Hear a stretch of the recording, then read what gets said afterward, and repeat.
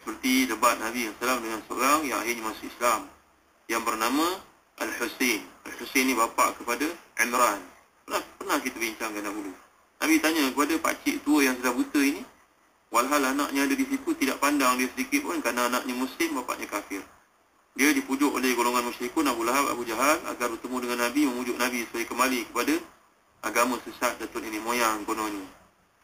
Akhirnya Nabi pun terus mengacukan soalan kepada Al-Husain ini, "Bapa Tuhanmu, wahai orang tua, yang dihormati, dimuliakan oleh orang Arab?" 7 jawapannya. Berapa di langit, berapa di bumi? 1 di langit, 1 di bumi. 1 di langit, 6 di bumi. Kalau anak kamu sakit, yang mana kamu minta? Yang di langit. Kalau berlaku kemarau, yang mana kamu minta? Yang di langit. Kalau rezeki kamu tak cukup, yang mana kamu minta? Yang di langit. Habis apa yang 6 itu? Apa fungsinya di bumi itu? Nampak sajalah. Begitu kata Nabi SAW kepada Husain, dan akhirnya dia bersedar. Nabi menganjurkan kepada Husain agar berdoa selalu, "Allahumma alhimni rushdi wa a'izni min syarri nafsi."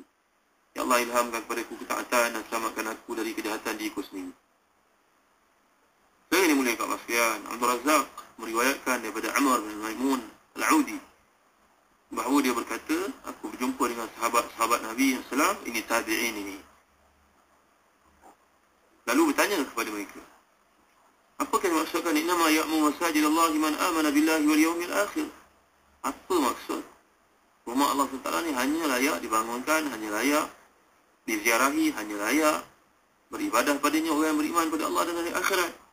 Jawapan para sahabat ni, semua rumah yang orang Islam mengerjakan ibadah padanya, itulah yang dimaksudkan oleh Allah SWT.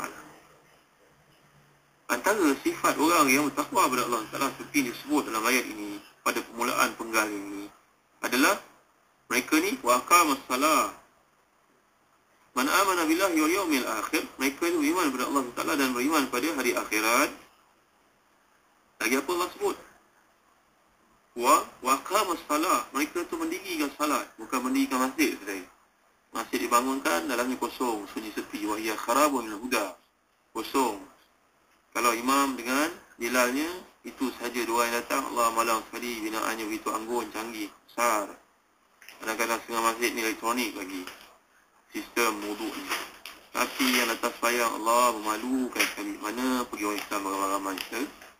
Saudara yang dimuliakan sekalian, Allah firman wa aqamus salah, mendirikan salat, bukannya mendirikan masjid. Mendirikan masjid itu penting, bukan syiar.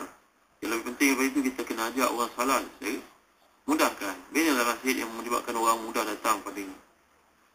Secara salahnya, saudara yang dimuliakan sekalian, masjid itu menjadi tempat one stop center. Di situ ada pusat tuition, di situ ada pusat jahitan, di situ ada, di samping ada tempat main futsal, ajar anak-anak untuk main, untuk aurat, menghormati waktu sembahyang, berhenti tiba-tiba waktunya. Di situ juga boleh kita bangunkan kafeteria, menjana pendapatan di masjid, sediakan kamar musafir. Secara ini mulia kat sekalian, masjid-masjid seperti ini wajar jadi rujukan kita sebelum bina masjid. Lihatlah masjid saudara-saudara kita yang berada di Singapura sebagai contoh. Ziarah mereka ini dan lihat perkembangan yang ada di sana. Di Kuala Lumpur pun ada masjid-masjid yang baik yang menyediakan penginapan untuk orang Islam. Sebagai contohnya Masjid Taman Tun, Masjid Al-Ghufran. Di pinggiran Taman Tun ini wajar diziarahi oleh umat Islam untuk memahami maksud masjid itu sendiri. Binaan yang cantik satu perkara, tapi nak attract crowd datang ke masjid, utamanya golongan syabab, golongan pemuda, ini lagi satu perkara yang sangat penting yang diabaikan. Kita tidak mahu masjid yang besar, yang tangganya berbatu-batu untuk naik. Tanda semuanya terletak berapa kilometer daripada pintu utama. Kita tidak mahu masjid yang besar seperti itu. Ia penting sebagai syiar Islam, tapi madailah satu dan satu daerah. Yang lain adalah dibuat di mesra pengguna. Arkitek-arkitek Muslim bertanggungjawab untuk membangunkan masjid ini seperti yang dapat menjadi kemudahan untuk orang datang, kepada orang yang sakit dan sebagainya.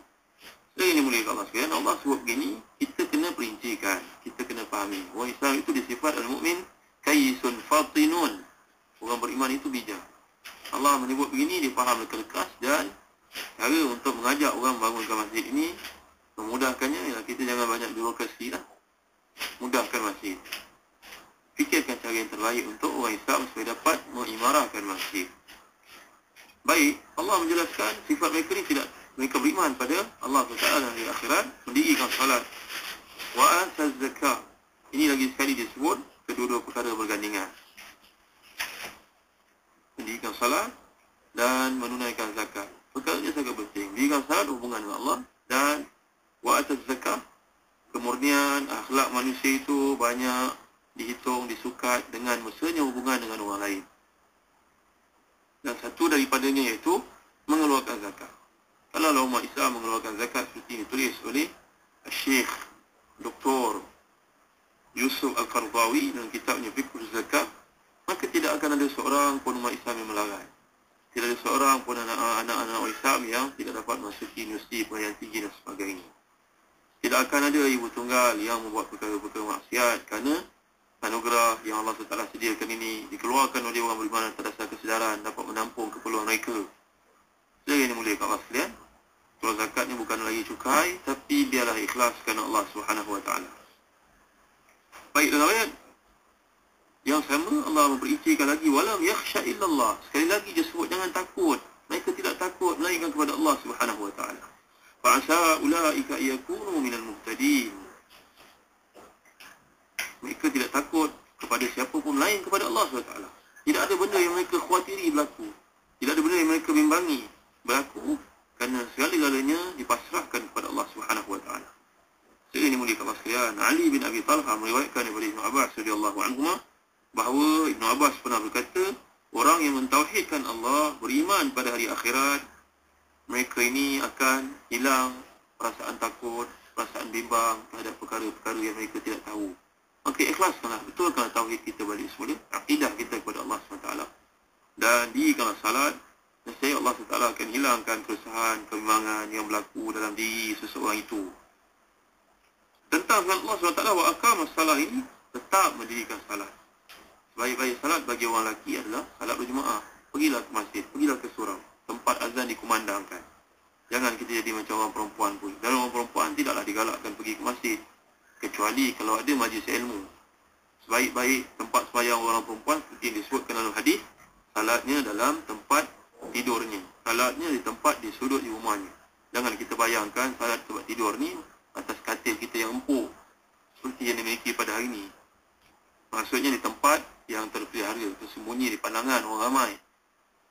Kerana saya dengar ni boleh kalau sekalian seperti disebut dalam hadis sahih, wanita itu pergerakannya, perginya, baliknya, semuanya mengundang syaitan untuk memukau lelaki-lelaki yang memandang.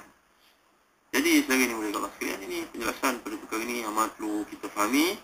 Dan kalau kita belajar bahasa Arab, asa yang digunakan Allah SWT di sini, fa'asa ulaika yakunu minal muhtadin. Asa biasanya membawa makna keharusan. Satu benda yang pasti. Kalau dalam Quran, dia merujuk pada benda yang pasti. Tapi selain daripada Quran, ia maksud semoga ataupun harapan. Jadi orang yang pergi ke masjid, mengimarahkan masjid, salat berjemaah di kalangan orang lelaki ini merupakan laluan yang confirm untuk membolehkannya mendapat hidayah Allah SWT. Saya hidayah mesti diusahakan, wajib diusahakan. Jangan nanti ia datang, ia tidak akan datang sewenang-wenangnya. Kenalah kita berusaha. Satu dari pintu usaha tersebut iaitu ikhtiar kita dengan salat berjemaah di masjid. Semoga Allah memberkati kita, memberi fahaman kepada kita. InsyaAllah kita akan lanjutkan pada kuliah akan datang, usia ke-19 dan berikutnya. Allahu a'lam, sallallahu ala sayyidina Muhammad wa ala alihi wa sahbihi wa baraka wa sallam. Walhamdulillahi rabbil alamin. Wa barakallahu fikum. Wassalamu alaikum warahmatullahi wabarakatuh.